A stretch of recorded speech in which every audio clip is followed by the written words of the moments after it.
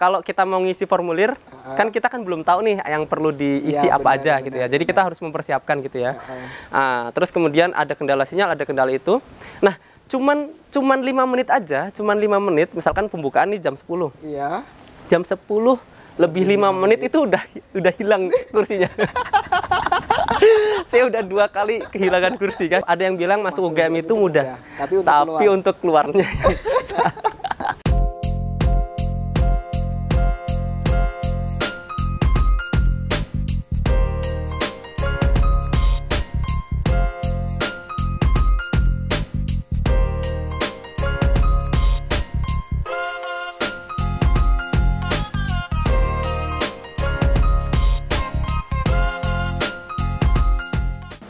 Alright, selamat datang kembali bersama saya Arifin, tuan rumah dari Ingin Menjadi, bersama seorang host yang biasa, channel yang biasa, dan selalu kedatangan tamu yang sangat luar biasa. Selamat siang Mas Al. Selamat siang juga Cak Ipin. Gimana kabarnya hari ini Mas Al? Alhamdulillah masih seperti biasanya. Seperti biasa.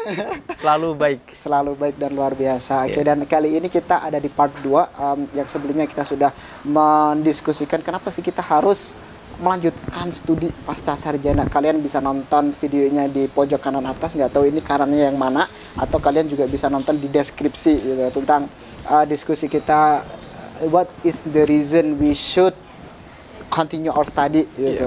Itu sangat powerful, sangat valuable gitu, banget gitu, diskusi saya sama Mas Al. Dan hari ini kita akan mencoba mendiskusikan tips, bukan tips sih, tapi kepada lebih spesifik kepada kita kan mengira bahwasanya, dan kecenderungan semuanya rata-rata melihat masuk UGM itu kan nggak gampang ya, karena UGM itu kan menjadi salah satu kampus favorit atau the big three kampus di Indonesia gitu. Dan hari ini Mas Al adalah salah satu mahasiswa pasca sarjana jurusan matematika di Universitas Gadjah Mada. Sebelumnya selamat ya Mas Al ya, menjadi bagian dari UGM. Alhamdulillah. Dan di kesempatan ini kita akan sedikit mendiskusikan apa aja sih tes yang ada di UGM kalau misalnya teman-teman mau lanjut pasca sarjana di UGM, terus apa aja kesulitannya dan bagaimana nanti kita bisa menyelesaikan tes-tes tersebut. Oke, kita mulai dari ini aja dulu deh. Kenapa sih Mas Al itu harus melanjutkan pasca sarjana? Tapi ini kita sedikit ringkas aja karena sudah dijelaskan panjang lebar di video sebelumnya. Teman-teman harus nonton video sebelumnya kenapa Mas Al itu harus lanjut studi pasca sarjana gitu kan. Nah, kenapa kalau secara singkat Mas Al itu harus lanjut studi pasca sarjana? Kalau misalkan ditanya kenapa harus, ya sudah saya jelaskan di video sebelumnya kalau saya ingin menjadi dosen. Jadi maka mau nggak mau itu saya harus syaratnya itu minimal harus S2 gitu ya. Nah, terus kemudian gimana sih ketika dulu gitu ya? Dulu awalnya kan sebenarnya kan saya bekerja gitu ya. Terus akhirnya kepikiran mau langsung lanjut ke S2 gitu. Nah, sebenarnya waktu itu saya sedang asik bekerja ya di rumah saya di Pemalang seperti itu.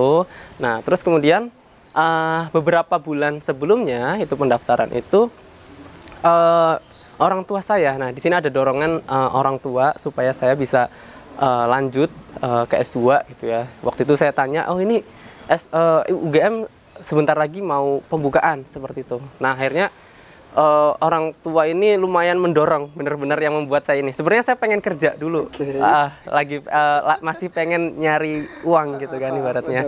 Tetapi ternyata ada kesempatan di situ, makanya bukan mau nggak mau sih, saya ambil kesempatan itu gitu ya untuk daftar.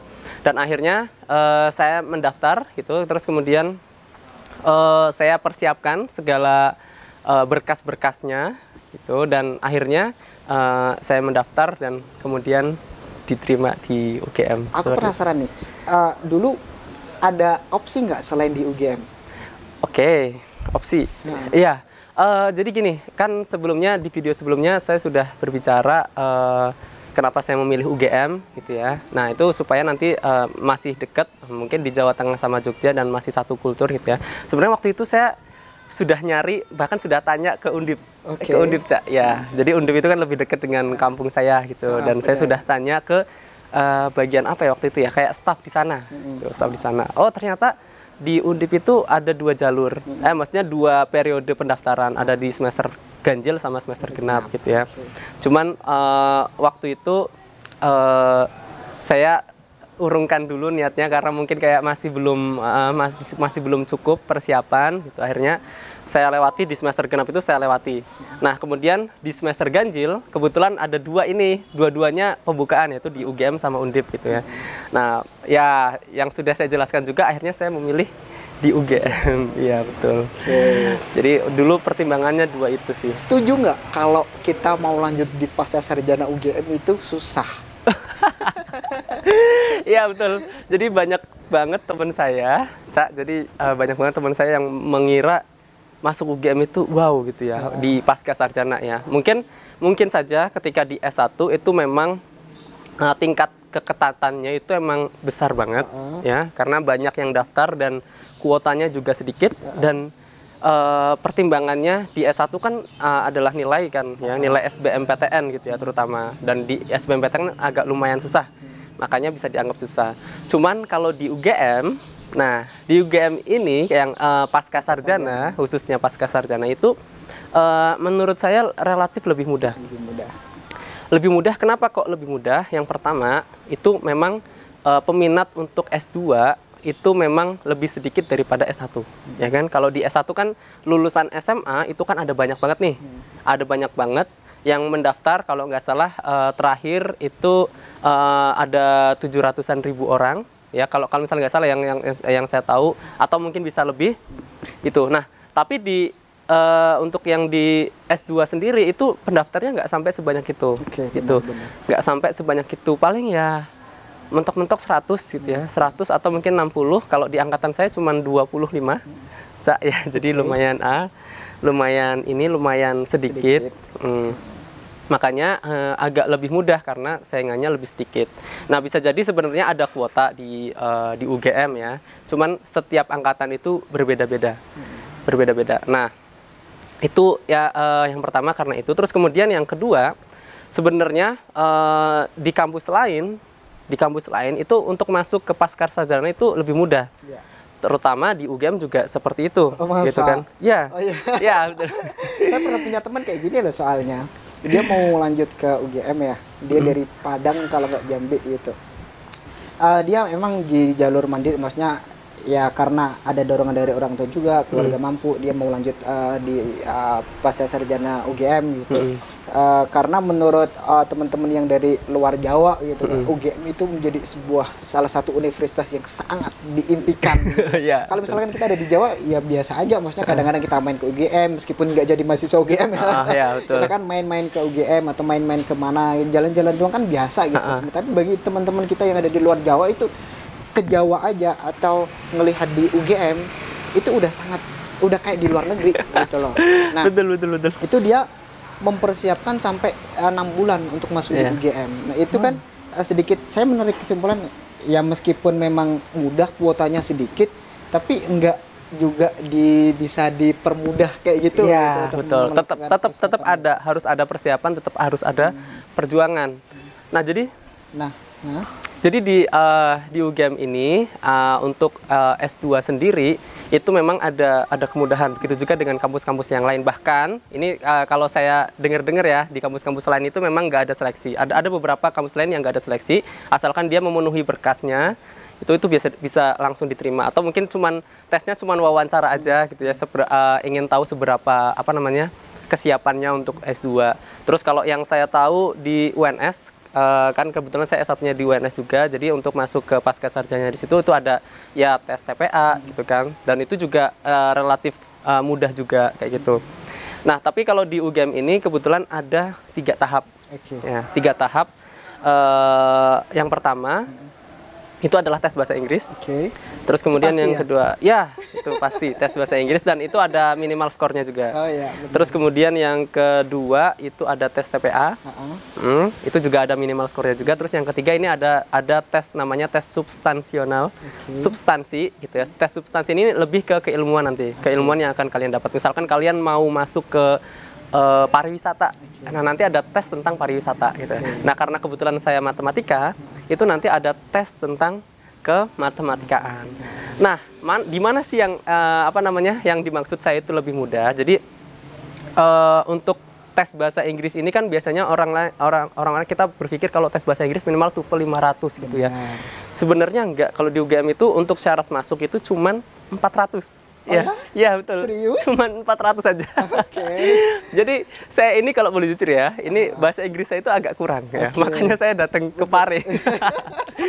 Saya ketemu sama tentor yang lumayan keren ini akibat itu ya. Ya keren untuk membuat orang tidak tahu malu.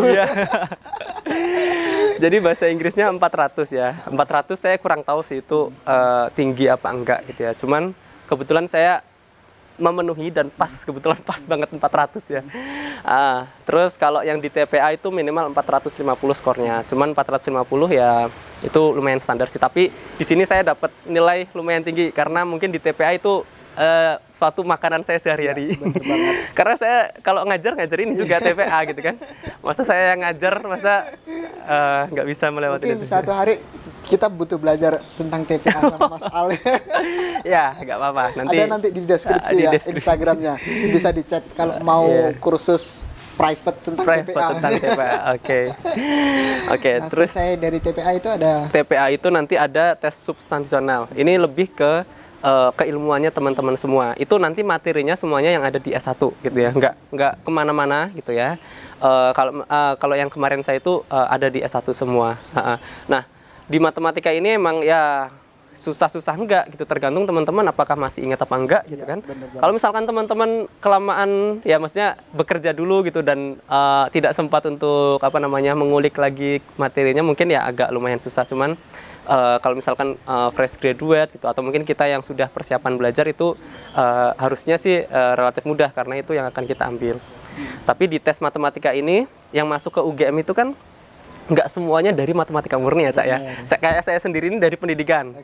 Terus kemudian ada teman saya yang dari statistik. Nah ini yang dari statistik, teman-teman statistik ini yang agak kurang karena ketika jurusannya di S1 itu fokus ke statistik, itu dia justru di kematematikaannya yang basic-basicnya itu agak lumayan kurang, makanya agak susah.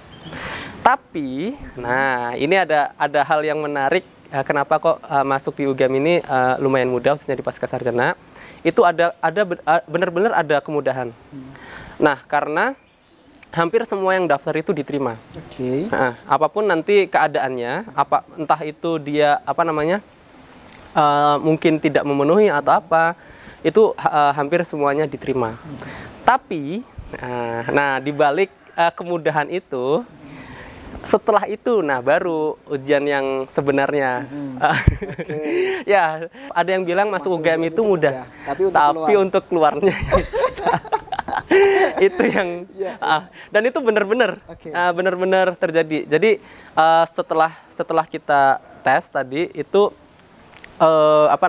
kan kita semua kan lulus, tetapi ada beberapa mahasiswa itu yang harus melewati masa-masa seperti matrikulasi terlebih dahulu, gitu ya, ada penyetaraan terlebih dahulu sebelumnya. Nah, jadi kalau saya gitu kan dari pendidikan gitu kan, terus kemudian dari teman-teman statistik atau mungkin dari teman-teman yang memang ujiannya tidak memenuhi, itu nanti ada matrikulasi terlebih dahulu. Itu kalau dari program studinya saya ya. Nah, gimana sih itu program seperti itu? Itu tuh program pemantapan sebelum kita kuliah reguler gitu ya, sebelum kita kuliah reguler itu biasanya 2 minggu sebelum itu, dan materinya itu benar-benar padat sekali, benar-benar padat. Jadi satu hari itu ada 3 mata kuliah ya, 3 mata kuliah, dan itu ya kalau di matematika itu berat semua. Bayangin satu hari 3 mata kuliah, dan itu setiap hari selama 2 minggu.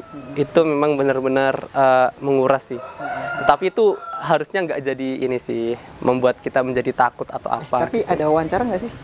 Di UGM ada wawancara nggak sih? Wawancara nggak ada. Nggak ada ya? Iya, nggak ada. Nggak ada wawancara.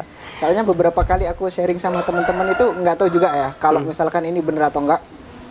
Tadi bilang kalau untuk masuk di Pasca itu kemungkinan besar semua yang daftar diterima itu di UGM gitu, karena ada kemarin di beberapa kampus, salah satu kampus temanku itu yang ada di Malang itu dia ngambil jurusan Fakultas Bisnis Manajemen gitu, Fakultas Bisnis itu ekonomi bisnis, dan dia karena emang ini salah satu fakultas yang banyak peminatnya banget gitu, sampai salah satu jurusannya mengatakan pas waktu ada kayak orientasi mahasiswa, mengatakan kayak gini, ini kalian salah satu orang yang dipilih meskipun di pasca sarjana gitu, orang yang cukup dipilih. Kenapa? Karena untuk tahun ini yang daftar di pasca di fakultas ini itu banyak banget gitu. Kita cuman ada kuota ini dan kita menolak beberapa orang yang cukup banyak. Jadi ya mungkin sedikit dikasih motivasi. Jadi kalian harus lulus tepat waktu karena kayak gitu. Itu harus ada wawancara. Bener kayak gitu juga nggak sih? Maksudnya kuota yang ada di UGM mungkin ada beberapa kuota yang memang kompetisi untuk masuknya itu ketat banget. Ya, sejauh yang saya dapatkan gitu di UGM memang sebenarnya tergantung beberapa prodi. Ya, Cak. Jadi ada beberapa prodi yang harus mensyaratkan wawancara karena tadi ada seleksi yang begitu ketat karena banyak banget peminatnya gitu kan, dan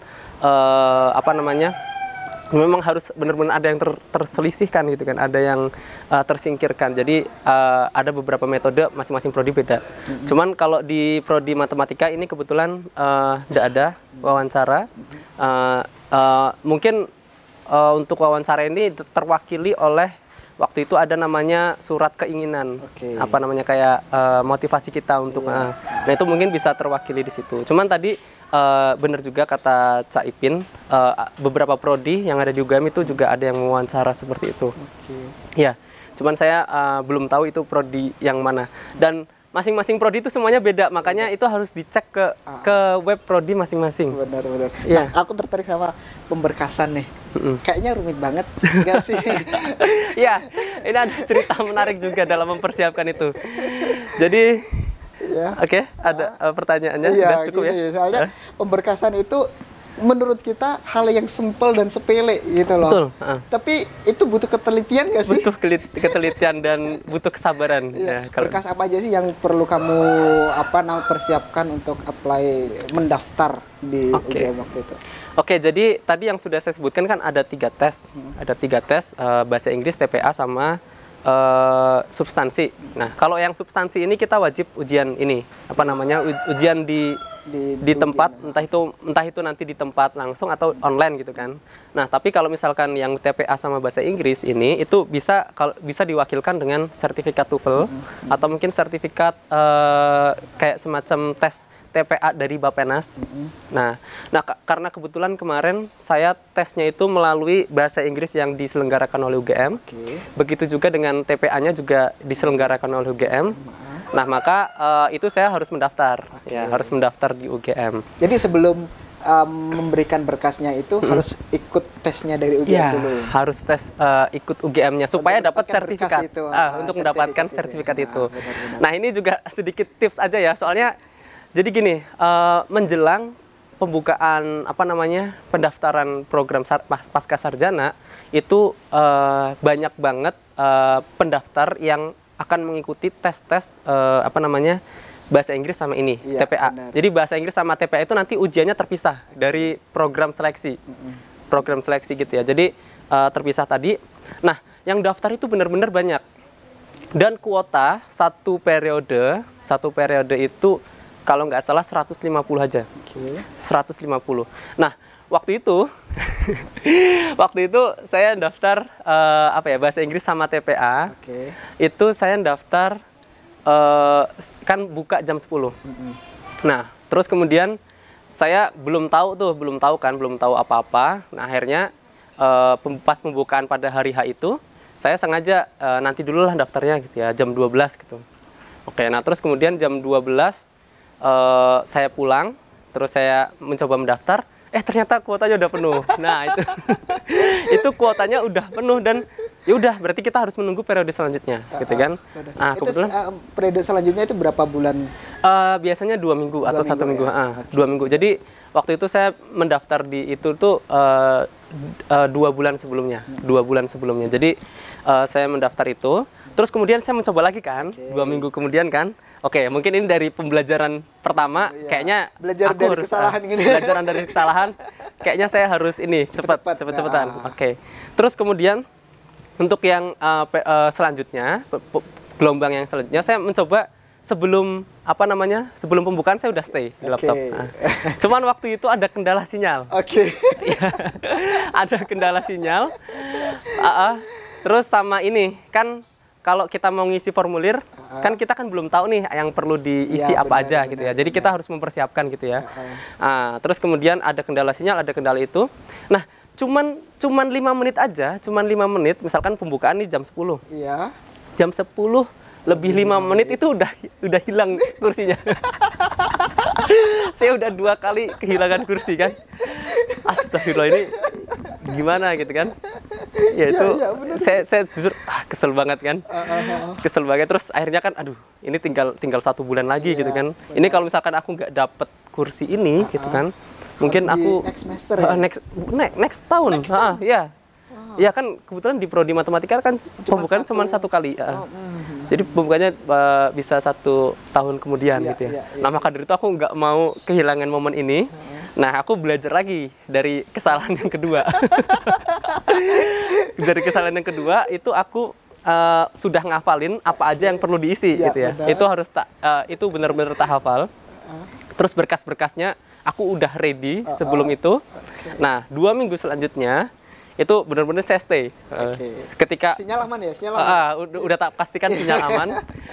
Terus sebelum jam 10, misalkan jam 9:59, 60, pokoknya menjelang itu saya coba refresh gitu.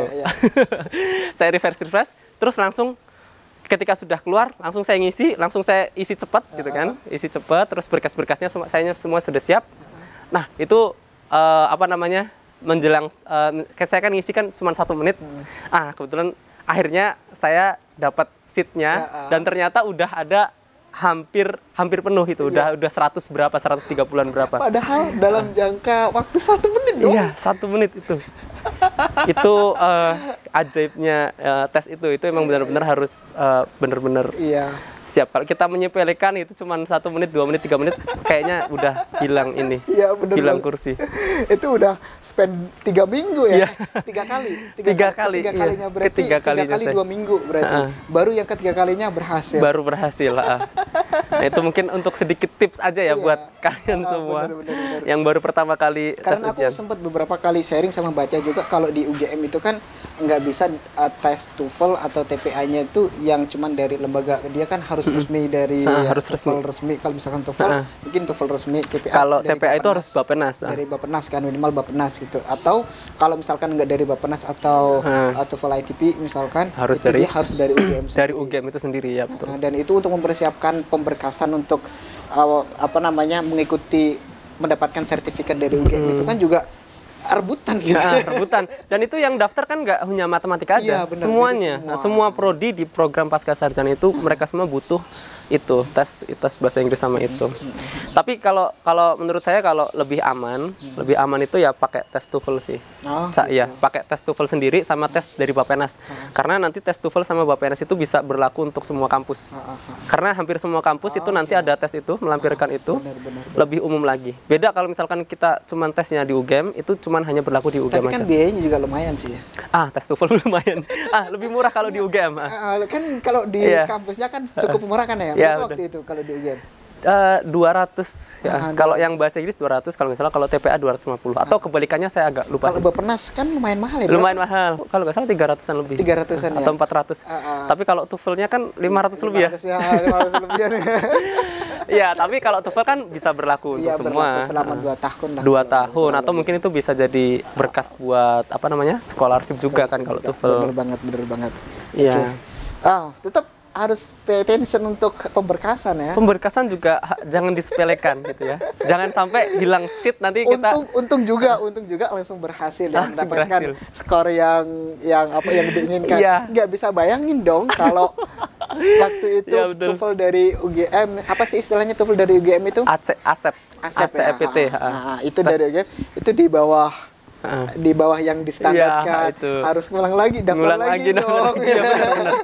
Harus bayar lagi kan.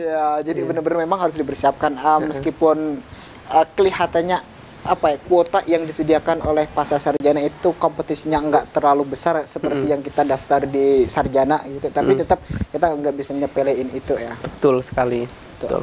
Oke, selesai dari TPA itu memang ada beberapa kesulitan itu, baru nanti dites tulis secara langsung TPA. Iya. Enggak, maksudnya setelah pemberkasan itu ya, kamu kan ikut TOEFL, terus ikut TPA juga, udah nyertain sertifikat, itu dites lagi. Tes apanya? Bahasa Inggris sama TPA-nya. Ya udah, jadi Udah enggak, kan? ketika tes tadi kan saya daftar, itu kan tes bahasa Inggris. Oh, tesnya di situ. Tesnya di situ, nanti Kalau baru misalkan- dapat bahasa Kalau Inggris. misalkan kita dari luar, itu kita dites lagi nggak? Kalau misalkan TPA-nya dari Bappenas, itu kita lampirkan Enggak. di... Oh, enggak ya? TPA Bappenas itu berlaku untuk semua kampus. Soalnya kemarin ada yang kayak gini, meskipun dia udah melampirkan, oh enggak sih, opsional sih. Kalau dia melampirkan Bappenas sama TOEFL secara IATP itu, dia opsional, dia boleh mengikuti ujian lagi, TPA sama Boleh. TOEFL-nya boleh. Enggak ngikuti juga boleh.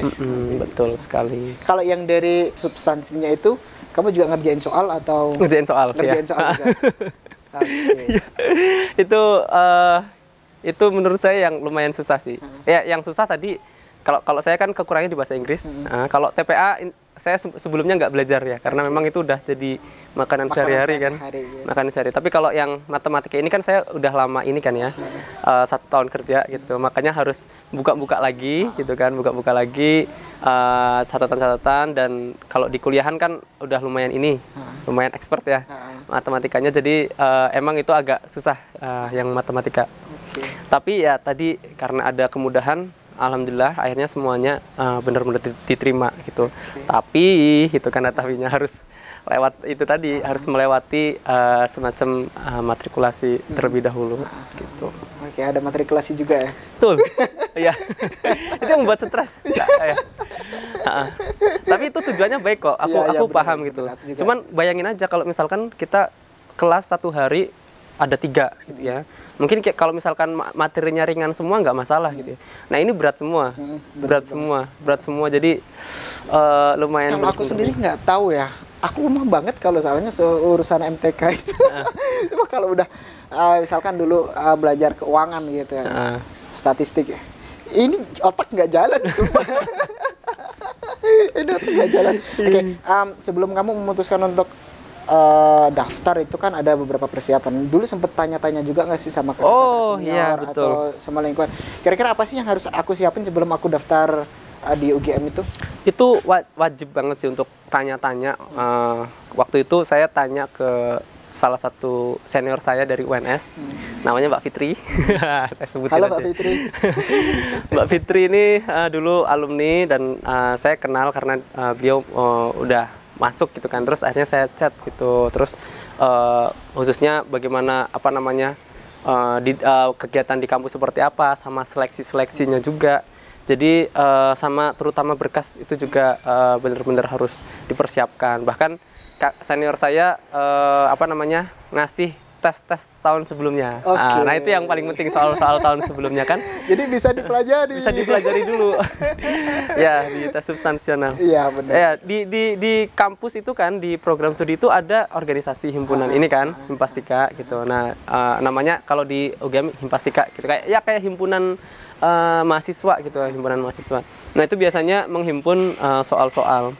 Makanya kalau misalkan kita tanya orang-orang yang sudah masuk ke UGM itu perlu sekali, ya tujuannya tadi supaya kita tahu soal-soalnya seperti apa.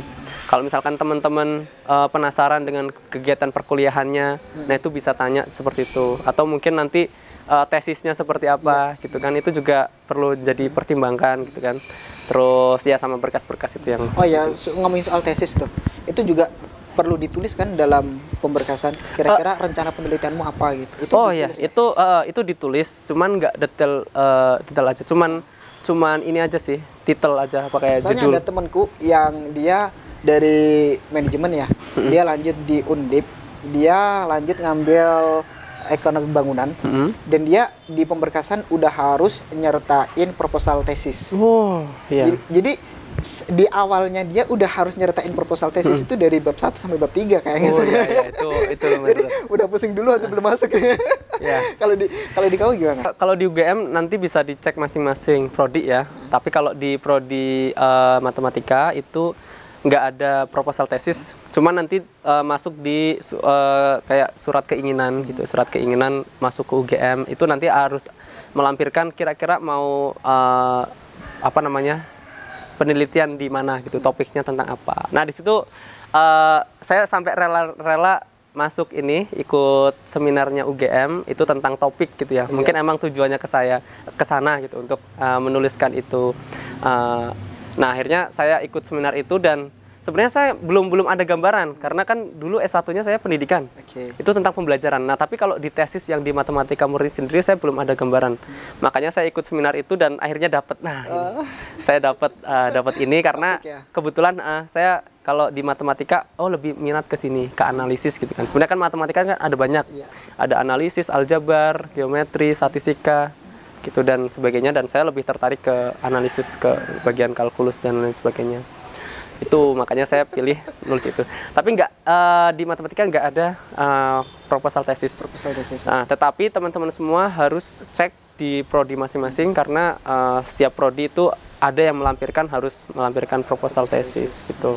Jadi kalau kamu sendiri emang waktu itu cuman ngelampirin rencana penelitian secara secara umum aja, cuman titel aja gitu kan. Jadi gampang kan sebenarnya masuk ke UGM itu? Kayaknya gampang sih, tapi kita harus belajar MTK itu yang susah. Ya betul. Cuman memang di UGM itu setahu saya itu punya standar untuk lulus. Standarnya itu agak lumayan tinggi. Makanya bisa saya simpulkan kalau masuk UGM itu gampang, tapi keluarnya itu mungkin nanti yang agak harus berjuang keras gitu ya. Bukan berarti susah tapi nggak bisa gitu ya. Cuman teman-teman semua harus berjuang karena standarnya lumayan tinggi lulusan di UGM. Untuk hampir yang terakhir nih. Kira-kira selanjutnya bakal lanjut di doktoral juga nggak ini? Amin ya Allah, amin ya Allah. Ya, itu salah satu itu emang keinginan saya untuk menjadi dosen, tetap terus kuliah sampai setinggi-tingginya. Bahkan saya juga punya cita-cita kalau bisa jadi profesor. Amin ya Allah. Ingin jadi profesor karena tadi menurut saya kan salah satu cara kita mungkin untuk mengubah keadaan keluarga kita gitu kan, atau mungkin mengubah keadaan lingkungan kita, atau bahkan bisa jadi mengubah keadaan dunia gitu kan, negara kita dan dunia, itu mungkin salah satu caranya itu dengan pendidikan. Nah maka dari itu kalau misalkan ada kesempatan untuk memiliki pendidikan yang lebih tinggi bahkan sampai S3, itu kenapa enggak gitu ya. Nah itu sudah tertanam di diri saya, dan mudah-mudahan juga teman-teman juga seperti itu. Kalau misalnya ada kesempatan sampai S3, gas aja. Makanya saya pengen tetap lanjut nanti S3, cuman nggak tahu kapan. Karena setelah S2 ini kalau misal rencana saya itu memang kerja dulu gitu ya, karena saya harus membantu orang tua, membantu adik-adik semua. Tapi kalau misalkan ada kejadian khusus, misalkan kok udah langsung ada kesempatan buat scholarship nih gitu kan, scholarship gas gitu, saya langsung bergerak gitu scholarship. Kalau saya sih kepinginannya pengen ke luar negeri. S3-nya harus dong. Harus ke. Kalau menurutku memang harus sebenarnya. Jadi kan top 3 kampus di Indonesia kan udah nih gitu kan. Jadi berarti S3-nya nanti ngambil di luar negeri. Tapi ya semoga ada kesempatan ke sana. Kalau misalkan memang ada lebih kesempatan yang worth it di dalam negeri untuk S3, ya why not juga gitu kan. Why not? Intinya di mana aja sebenarnya bisa. Yang penting kan belajar gitu. Aku sepakat banget. Dengan pendidikan kita bisa merubah, setidaknya bisa merubah keluarga kita, bisa merubah lingkungan kita, karena kesadaran dan perspektif kita akan lebih luas daripada ketika kita tidak belajar gitu kan. Dan di dunia pendidikan itu kalau kita masuk ke kelas, terutama di kampus gitu, kita kan nggak cuma belajar teori sebenarnya, tapi kita belajar komunikasi sama orang lain, kita belajar mengenal budaya dan latar belakang teman kita yang berbeda, gitu kan. Itu menjadi sebuah perspektif baru buat kita. Satu lagi, Cak. Jadi motivasi saya kenapa harus kuliah tinggi gitu ya sampai S3. Sebenarnya saya juga pengen mengubah keadaan lingkungan gitu ya. Mungkin dengan saya berpendidikan tinggi gitu kan sampai S3 itu bisa mempengaruhi orang-orang yang ada di sekitar kita gitu. Kalau saya kan ini kan dari keluarga yang kurang mampu, dan juga lingkungan-lingkungan saya itu hampir rata-rata lulusannya hanya sekedar SMP gitu kan, SMA gitu. Nah, saya pengen memberikan sebuah contoh gitu aja ya. Kalau misalkan kita ini sebenarnya itu bisa pendidikan sampai tinggi gitu ya, sampai S3 gitu. Dan saya kalau di lingkungan saya yang ada di Pemalang itu mungkin lulusan S2 itu lumayan banyak, cuman mereka semua itu mungkin pada lari ke mana gitu, karena di Pemalang sendiri itu belum ada pekerjaan, belum ada daya tampung untuk bekerja itu yang menyukupi untuk S2 dan S3. Maka dari situ sebenarnya saya punya tujuan kalau misalkan memang ini didukung, disupport sama pemerintah dan mungkin ada dukungan dari investor dan lain sebagainya, saya pengen banget ada universitas negeri yang ada di Pemalang. Karena itu belum ada. Dan nanti lulusan-lulusan S2, ya, S3 yang dari Pemalang itu mereka semua bisa bekerja di situ. Bisa mengabdi juga. Bisa mengabdi untuk daerah kita gitu, di asal kita. Bener banget sih. Itu kepengenan saya. Mulia sekali. Ya. Oke, terakhir.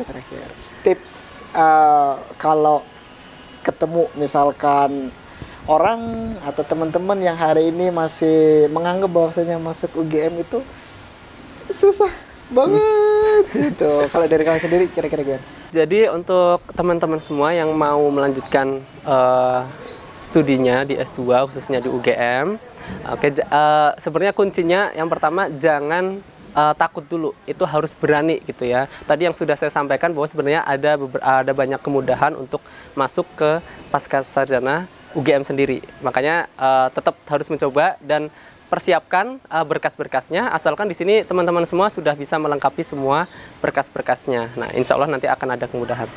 Nah, terakhir mungkin statement dari saya, jadi bahwa kita ini memang kalau ada kesempatan untuk bisa lanjut, harus kita ambil karena pendidikan itu akan menjadi senjata kita untuk bisa mengubah keadaan keluarga kita yang sekarang atau mengubah keadaan keluarga kita yang sekarang dan bahkan bisa jadi bisa mengubah keadaan negara kita yang sekarang. Maka dari itu teman-teman semua harus semangat untuk melanjutkan studinya sampai kalau bisa sampai ke jenjang yang lebih tinggi yang bisa kita raih. Oke, gitu aja. Wow, mantap sekali. Kalau dari aku sendiri, setidaknya dari pendidikan itu, kalau misalkan kita tidak bisa merubah negara kita, kita tidak bisa merubah keluarga kita, merubah daerah kita, setidaknya kita bisa merubah diri kita sendiri. Jadi seorang yang lebih baik. Oke, terima kasih banyak untuk tips-tipsnya ngomongin tentang UGM masuknya ya, karena emang masuk UGM kelihatannya cukup susah dan tadi semoga bisa memberikan informasi dan perspektif baru buat teman-teman yang mendengarkan. Oke, itu aja untuk diskusi kita hari ini. Terima kasih banyak Mas Al udah mampir ke channel saya. Oke, ya.